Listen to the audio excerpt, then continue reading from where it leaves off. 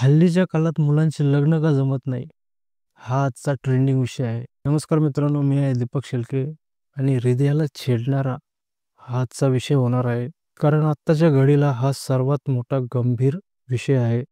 त्यामुळे अशा विषयाकडे आपण दुर्लक्ष करतो आणि अशा विषयावर आजपर्यंत कोणीही बोललं नाही. त्यामुळे मी ही डेअरिंग करतोय. तुम्ही सुद्धा नीट ऐका, शेवटपर्यंत बघा. समाजासमोर मांडण्याचा एक छोटासा प्रयत्न करतो. त्याच्यामध्ये तुम्ही मला साथ द्या. हा विषय तुम्ही शेवटपर्यंत बघितला तर यामागचं तुम्हाला गूढ सत्य काय आहे, हे तुम्हाला समजेल. तर विषयाला सुरुवात करूया त्याआधी त्यामागचं कारण काय आहे, ते शोधूया. 2 कारणे आहेत. पहिलं कारण आहे, बाप मुलींना जास्त शिकवतो आणि दुसरं कारण आहे, बाप मुलांना कमी शिकवतो आणि हे 80% सत्य आहे. पहिल्या कारणाचा आपण शोध घेऊया.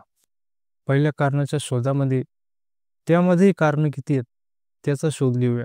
पहिल्या कारणाच्या कारणांमध्ये मुलीला चांगली नोकरी मिळो, मुलीला चांगला नवरा मिळो, मुलीला चांगलं स्थळ मिळो, यामागचा उद्देश बापाचा असतो. पहिल्या कारणाचं एवढंच एक कारण आहे आणि दुसरं कारण आहे, बाप मुलांना कमी शिकवतो. माझी बाप लोकांना हात जोडून विनंती आहे, की मुलींना सुद्धा शिकवा, पण त्याबरोबर मुलांनाही शिकवा.